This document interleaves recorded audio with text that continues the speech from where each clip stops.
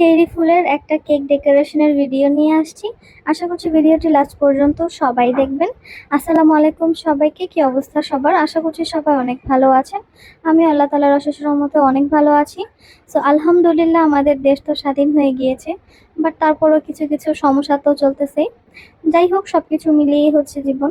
তো এই ভিডিওগুলো হচ্ছে আমার অনেক আগের ভিডিও ছিল, যেগুলো এখন আমি আপলোড করতেছি। এই কেকটা হচ্ছে একটা আপু আমার কাছে অর্ডার করেছিল।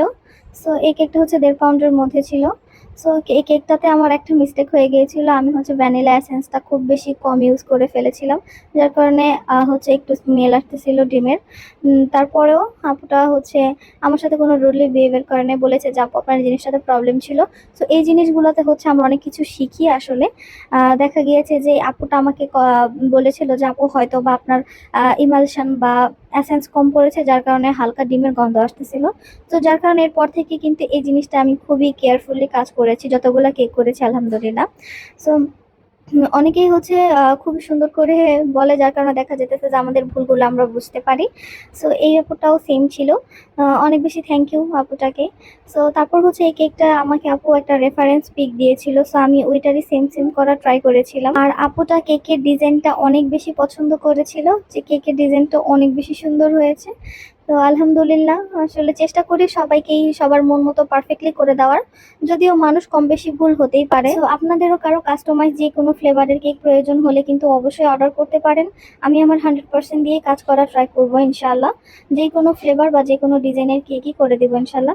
অবশ্যই হাতে 2 দিন সময় রেখে অর্ডারটা করবেন, তাহলে আমার জন্য অনেক বেশি ভালো হয়। তো এই কেকটার মধ্যে হচ্ছে অনেকগুলা চেরি ফুল ছিল।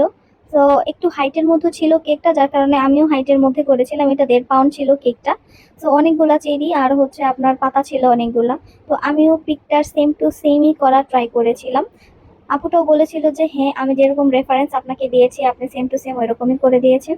তো আসলে এইসব কমপ্লিমেন্ট পেলে অনেক বেশি ভালো লাগে, যদিও একটা ভুল হয়ে গিয়েছিল, তারপরে কিন্তু আপু খুবই সুন্দরভাবে আমার সাথে কথা বলেছিল আর বলেছিল যে আপু এই এই সমস্যাগুলা, বাট আপনার কেক মাসাল্লাহ দেখতে অনেক বেশি সুন্দর হয়েছিল। সো সবাই, আমি না বলতে সব বেকাররাই চেষ্টা করে যে প্রত্যেকটা কাস্টমারের রেফারেন্স অনুযায়ী বা টেস্ট, অবশ্যই টেস্টটা যাতে ভালো আসে। ফার্স্টলি টেস্টটা যাতে ভালো আসে, সেকেন্ড হচ্ছে ফিনিশিং ডিজাইন। যে প্রত্যেকটা বেকারি আমি মনে করি চেষ্টা করে তাদের প্রত্যেকটা কাস্টমারদেরকে স্যাটিসফাই করার জন্য। সো আমিও চেষ্টা করে থাকি। সো কেকটার হচ্ছে ফাইনাল লুক মাসাল্লাহ অনেক সুন্দর আসছিল। সো আপনাদের কারো কেক প্রয়োজন হলে এখনই আমার কেকের পেজে গিয়ে একটা মেসেজ দিতে পারেন। সো আজকের ভিডিওটা এই পর্যন্তই। সবাই ভালো থাকবেন, সুস্থ থাকবেন, সেফলি থাকবেন।